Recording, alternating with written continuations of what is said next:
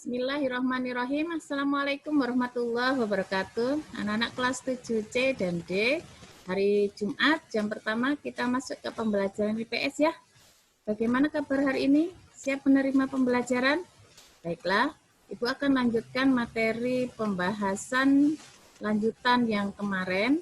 Ibu akan share dulu materinya.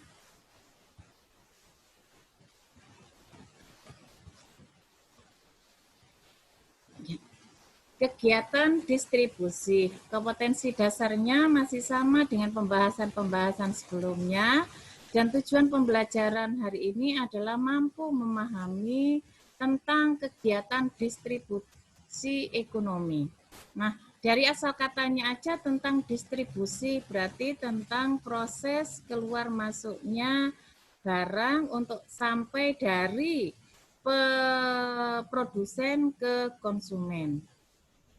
Nah, sekarang kita masuk dulu apa itu distribusi. Barang yang sudah ada pada produsen, yang sudah diproduksi dan siap untuk diedarkan, itu nantinya untuk sampai ke pembeli melalui suatu kegiatan yang dinamakan dengan proses distribusi. Nah, tujuan distribusi di sini yang pertama mempercepat sampainya hasil produksi kepada konsumen. Yang kedua, tercapainya pemerataan produksi.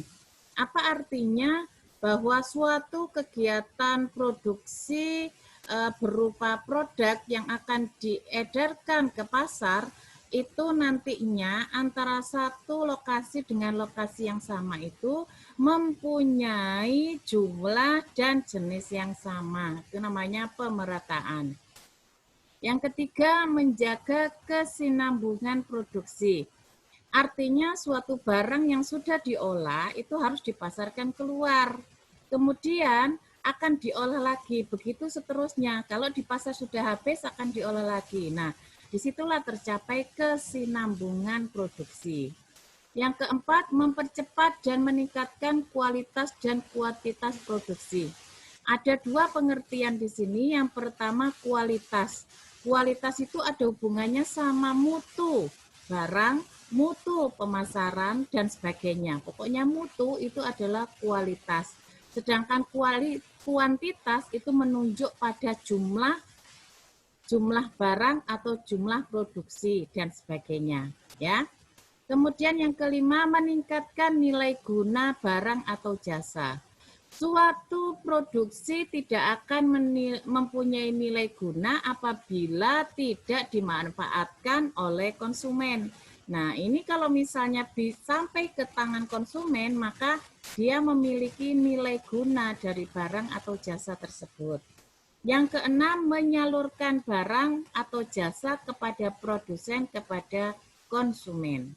Jelas ini ya?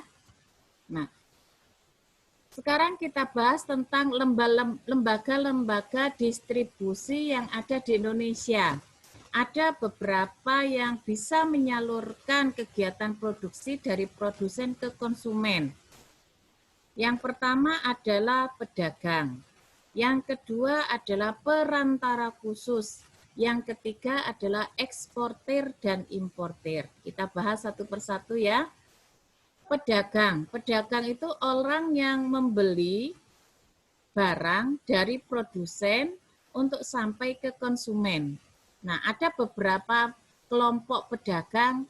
Kalau pedagangnya itu memperoleh barang dalam jumlah besar, maka itu dinamakan dengan pedagang besar atau grosir. Kalau pedagang kecil itu yaitu pedagang yang melaksanakan kegiatan jual beli tapi jumlahnya tidak terlalu banyak.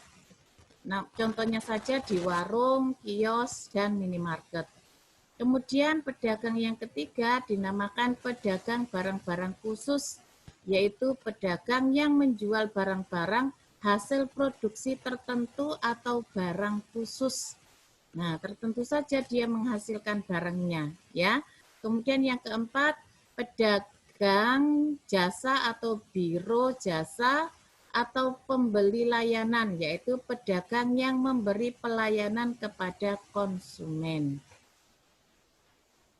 Yang kedua adalah perantara khusus. Perantara khusus ini bisa diartikan sebagai distributor, orang atau lembaga yang menyalurkan barang dari produsen ke konsumen. Nah, ada beberapa perantara khusus. Yang pertama agen atau dealer, ya, badan atau orang yang bertugas menjualkan barang kepada dari produsen ke konsumen, ya. Yang sering kita jumpai itu dealer mobil, berarti dia menjualkan mobilnya untuk sampai ke konsumen. Kemudian yang kedua makelar.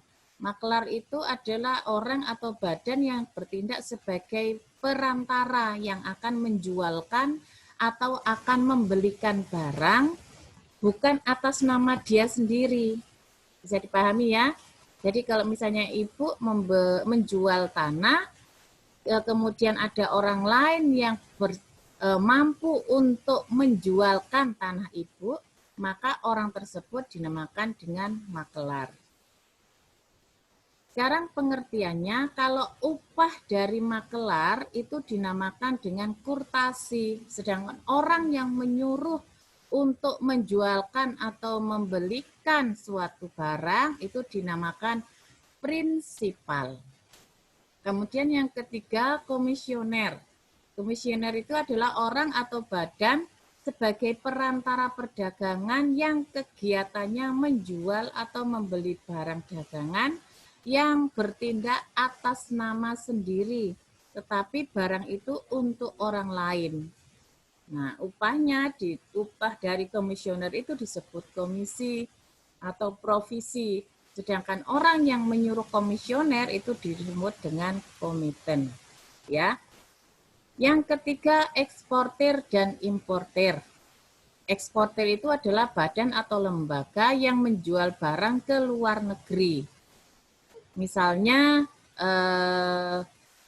ikan tuna yang ada di Kepulauan Natuna itu dijual ke Jepang. Berarti pihak pedagang Indonesia menjual barang ke luar negeri itu disebut dengan eksportir. Kalau kebalikannya, barang atau lembaga yang ada di dalam negeri di Indonesia itu membeli barang dari luar negeri ke dalam negeri untuk dijual, maka itu disebut dengan importir. Contohnya pedagang bawang putih membeli barang dari Vietnam, ketika masuk ke Indonesia maka orang yang melakukan kegiatan itu disebut importir. Sekarang kita bahas tentang sistem distribusi. Sistem distribusi itu adalah cara yang ditempuh untuk menyalurkan barang atau jasa dari produsen ke konsumen.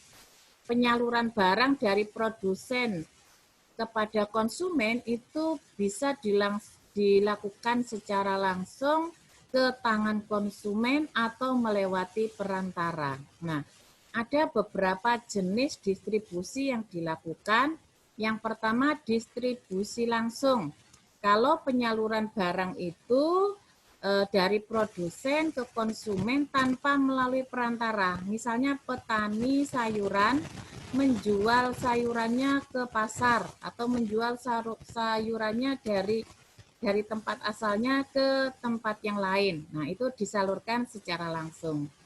Kemudian yang kedua, distribusi semi langsung, artinya penyaluran barang atau jasa dari produsen ke konsumen itu melalui saluran milik produsen sendiri.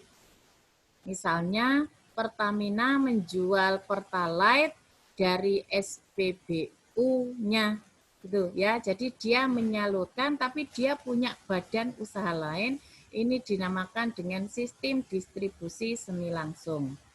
Yang ketiga, distribusi tidak langsung, artinya menyalurkan barang atau jasa hasil produksi dari produsen ke konsumen itu melalui perantara dulu, misalnya agen, pedagang besar, pedagang eceran, dan koperasi. Tuh ya, dari produsennya ke situ. Nah, jadi penjualan, misalnya penjualan barang elektronik. itu berasal dari Jakarta misalnya. Dia dari produsen itu tidak akan menjual langsung, tapi mungkin dia akan menyalurkan kepada agen atau toko besar untuk sampai ke konsumen. Yang keempat, bahasan kita tentang saluran distribusi dan faktor-faktor penentu dipilihnya saluran distribusi. Ada beberapa media penyaluran dari kegiatan produksi yang menghasilkan barang atau jasa dari produsen ke konsumen. Ada dua jenis, apakah saluran itu dilakukan secara pendek atau panjang. Kalau saluran distribusinya itu pendek, artinya penyaluran hasil produksi dari konsumen langsung kepada konsumen tanpa perantara produsen ini ya, itu ya, salah ya. Jadi penyalurannya secara langsung, maka itu dinamakan distribusi pendek. Kalau distribusi panjang, penyalurannya dari hasil produksi itu dari produsen melalui satu atau lebih perantara untuk dapat sampai ke tangan konsumen. Nah, seperti yang Ibu contohkan tadi, distribusi tidak langsung itu ya, itu bisa diartikan sebagai saluran distribusi panjang. Nah, sekarang apa yang bisa menyebabkan proses distribusi itu bisa berbeda-beda? Nah, faktor-faktor penentu distribusi saluran distribusi itu yang pertama sifat dan jenis barangnya. Apakah bisa dipahami bahwa sifat dan jenis bahannya ini bisa cepat rusak kalau misalnya sudah diedarkan ke pasar atau enggak, maka pihak penyalur itu harus memahami dulu. Kemudian barang yang diproduksi itu apakah cocok untuk dapat disalurkan melalui distribusi yang sama. Apakah dia cepat atau lambat untuk bisa sampai ke konsumen. Kemudian harus diketahui juga lokasi konsumen. Saluran distribusi itu akan dipilih sesuai dengan lokasi yang tepat agar tujuan layanan dari barang tersebut itu baik dan tepat sasaran. Misalnya di daerah pasir menginginkan garam dalam jumlah banyak. Nah, otomatis daerah-daerah di pasir ini akan dicari dulu lokasi mana yang paling banyak memerlukan pasokan garam. Nah, itu sehingga bisa tujuannya sesuai dengan target yang diharapkan oleh pembeli untuk menyalurkan ke konsumen. Yang ketiga adalah jumlah barang yang dihasilkan. Jika barang yang dihasilkan produsen itu banyak, maka produsen itu dapat memilih saluran distribusi yang lebih panjang atau sebaliknya. Kalau misalnya jumlah hasil produksinya sedikit, berarti yang dipilih untuk proses penyaluran distribusinya akan dipilih distribusi yang pendek. Yang keempat adalah sarana komunikasi dan transportasi yang tersedia.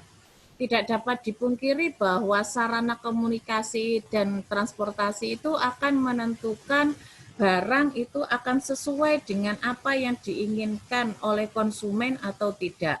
Sehingga begitu pentingnya, maka hal ini yang merupakan faktor penentu dari suatu kegiatan produksi itu bisa terdistribusi dengan baik. Yang kelima, biaya pengangkutan. Besar kecilnya biaya pengangkutan itu akan menjadi pertimbangan lain bagi produsen untuk memilih saluran distribusi yang tepat. Makin banyak biaya pengangkutan yang dikeluarkan oleh produsen untuk sampai ke lokasi, maka nanti akan menghasilkan harga barang di pasar itu menjadi semakin tinggi. Sehingga harus diketahui dulu faktor-faktor ini sehingga antara produsen dan konsumen itu saling mempunyai kecenderungan untuk mengisi. Nah, ini adalah alternatif proses distribusi. Yang pertama, produsen itu akan langsung menyalurkan kepada konsumen. Ya. Kemudian saluran yang kedua, produsen itu akan langsung menyalurkan ke pengecer, baru kemudian diterima oleh konsumen. Yang ketiga itu barang untuk sampai dari produsen itu melalui grosir, berarti ini toko besar langsung ya. Kemudian dilanjutkan oleh pengecer dan nantinya sampai kepada konsumen. Kalau misalnya proses distribusinya panjang, dia dimulai dari produsen, kemudian menyalurkan ke agen. Agen ini akan terakumulasi ke dalam grosir, kemudian disalurkan ke pengecer, baru nyampe ke konsumen. Nah, ini adalah beberapa alternatif proses distribusi yang ada. Nah, sekarang kita harus tahu etika dalam distribusi. Distribusi barang itu bukan asal orang menjual barang, kemudian kita membeli barang tersebut, tapi kita harus tahu dulu etikanya, apa-apa saja yang ada di situ sehingga antara produsen dan konsumen itu ada kenyamanan dalam kegiatan proses ekonomi. Yang pertama, dapat memperoleh barang kebutuhan sehari-hari. Ingat bahwa setiap manusia itu saling memerlukan. Suatu saat ada beberapa distributor itu melakukan kegiatan yang tidak terpuji, misalnya menimbun bahan sembako, 9 bahan pokok yang sangat diperlukan oleh masyarakat. Nah, ini nantinya akan menyulitkan masyarakat yang memerlukan beberapa barang. Nah, ini salah satu yang harus dihindari. Yang kedua, harus ada kejujuran. Kegiatan distributor itu harus jujur ketika dia mendistribusikan barangnya, harus tahu kualitas dari barangnya, isi kemasannya, timbangannya, dan sebagainya itu harus tertera dengan jelas. Kemudian yang ketiga, harus menepati janji. Menepati janji itu harus dipatuhi ketika kegiatan etika berbisnis itu memang sudah menentukan janji untuk melakukan kegiatan distribusi yang harus dilakukan gitu. Jadi nantinya orang yang menunggu barang pesanannya itu tidak merasa waktu untuk menunggu itu terlalu lama, ya. Nah, mudah-mudahan materi yang Ibu sampaikan ini bisa dipahami. Untuk pertemuan selanjutnya kita membahas tentang kegiatan konsumsi. Nah, demikian informasi dari Ibu. Assalamualaikum warahmatullahi wabarakatuh.